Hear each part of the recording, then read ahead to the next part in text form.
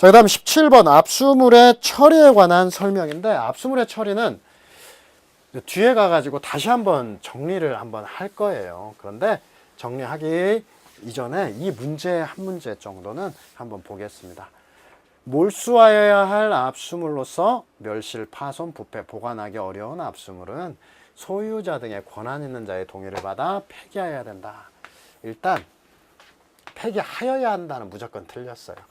폐기 처분은 폐기할 수 있다 이고요. 폐기할 수 있다는 두 가지로, 위헌물은 동의 없어도, 항상 위헌물 동의 없어도 폐기할 수 있고, 그 다음에 금제품은 동의 얻어.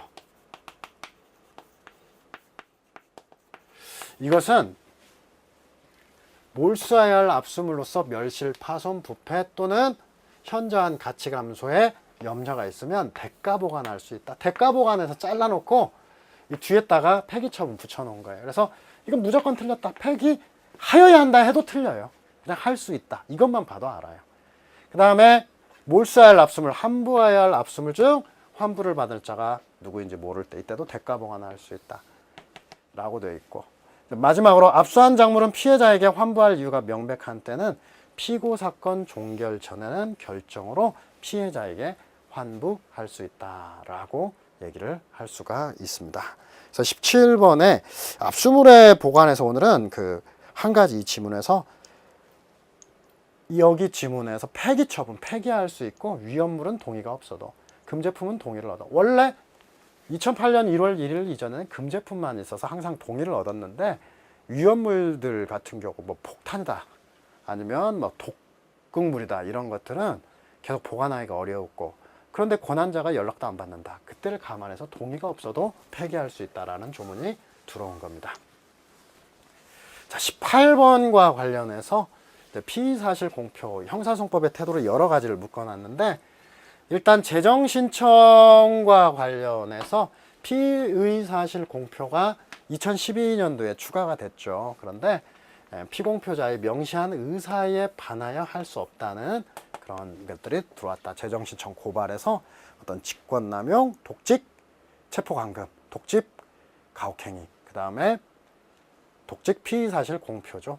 독직, 체포감금, 독직, 폭행, 가혹행위, 독직, 피의사실 공표, 명시하는 사에 반할 수 없다 했는데, 이 피의사실 공표죄가 2012년도에 추가됐고, 그 다음에 사경은 범죄 혐의가 있다고 인식하는 때는 범인 범죄 사실 증거에 대해서 수사를 개시 진행해야 된다. 이게 196조 2항. 그러니까 여기 있는 문제들은 2012년도에 이제 도입이 됐고 개정이 된 법조문이에요. 세 번째, 압수수색영장에 압수수색할 물건이 전기통신에 관한 것, 작성기간을 기재해야 된다. 이때 작성기간이라고 하는 것은 파일 생성일입니다. 이게 예전에 뭐 이메일을 압수했는데 이 사람이 이 전자우편을 만든 날부터 십몇 년을 압수하고 그랬거든요. 그래서 그걸 막기 위해서 몇 년, 몇 월, 며칠부터 몇 월, 며칠 사이에 생성된 전자 파일만 압수하겠다. 이런 취지로 만들기 위해서 작성 기간을 기재하도록 하고 있고요. 그 다음에 정보 저장 매체 등을 압수할 때는 원칙적으로 기억된 정보의 범위를 정해서 범위를 정하여 출력 일부 복제, 이게 원칙이고, 다만 이렇게 하는 게 불가능하거나 목적 달성할 수 없는 경우 전부를 할 수 있다. 그래서 전부 다 2012년도에 이제 만든 도입된 내용들을 그래서 담고 있죠. 자, 19번 문제까지 이번 강좌에서 보겠는데, 판사에 대한 강제 처분인 수사상 증거 보전과 증인 신문 청구에 대해서 이제 물어본다. 증거 보전과 증인 신문 여러분들이 이제 웬만하면 다 정리를 하고 있을 건데, 이 문제에서는 일단 몇 가지만, 먼저 판사라고 하는 것과 법원. 이 판사라고 하는 것은 관할 지방법원 판사, 수임 판사를 의미하게 됩니다. 반면에 법원은 수소법원, 수소법원이라고 하는 것은 공소제기 후에 사건을 담당하는 법원. 수소법원이라고 하고요. 반면에 판사는 수임판사고, 이런 수임판사는 관할 지방법원에 소속이 되어 있다. 그래서 이 명칭도 이제 조금 잘 확인해 보겠고요. 그 다음에 이제 증거보전과 증인신문의 차이점. 증인신문에서 차이점이라고 하는 것은 일단 청구권자, 그 다음에 대상, 그 다음에 보관을 어디서 하느냐, 그 다음 열람등사, 마지막에 불보고 정도가 있는데, 이런 차이점이 있기 때문에 이걸 중심으로 많이 나오죠. 그래서 청구권자는 증거보전에서는 검사, 피의자, 피고인, 변호인, 증인신문은 검사, 대상은 압수, 수색, 검증, 감정, 증인신문, 이쪽은 증인신문,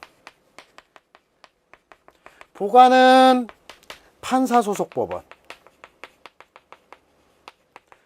이쪽은 221조의 이 6항에서 지체 없이 검사 송부해서 검사가 보관한다.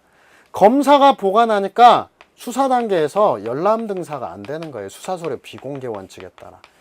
반면에 판사 소속의 법원에 보관하면 판사 허가를 얻어 이제 열람 등사가 허용이 되고요. 그리고 증거보전에서는 184조 사항에서 3일 이내 항고가 가능하다. 즉시 항고를 의미할 수밖에 없고요. 반면에 증인신문에 있어서는 이른바 수임 판사의 명령으로서 항고, 준항고 일체의 불복이 불가능하다라고 하죠. 그래서 일단은 판례도 하나 정도 한두 개 더 있긴 하지만 가장 기본적으로 이 5가지가 차이가 있다는 거 좀 알아두시기 바랍니다. 그래서 19번 문제를 확인해 보면 청구권자는 다르다. 시청기간 뭐 동의를 하겠죠. 사실 제한이 없죠. 1회 공판기일 이전까지. 1회 공판기일 전. 자, 그 다음에 수사상 증거보전에서는 증인신문, 압수수색, 검증, 감정도 할 수 있으나 피의자나 피고인 신문은 허용되지 않는다. 이건 당연한 얘기이고요. 그 다음에 여기서 한 가지, 다만 수사 단계에서는 공범이라든지 공동피의자는 제3자로 취급합니다. 제3자 취급을 해서 참고인으로 취급한다는 거예요. 그래서 수사상 증인신문에, 수사상 증거보전 혹은 증인신문의 대상이 됩니다. 피의자, 피고인 신문은 아니지만 공범이나 공동피고인은 수사단계 제3자 취급한다. 자, 그 다음에 증인신문의 경우 증인신문기일을 정할 때는 뭐 통지한다. 이거 조문에 있지만 증거보전도 통지하는 것은 사실 차이가 없고요. 작성된 조서는 모두 절대적 증거 능력이 있고 법원에 보관하게 된다. 이게 틀렸죠. 법원에 보관하는 게 아니다.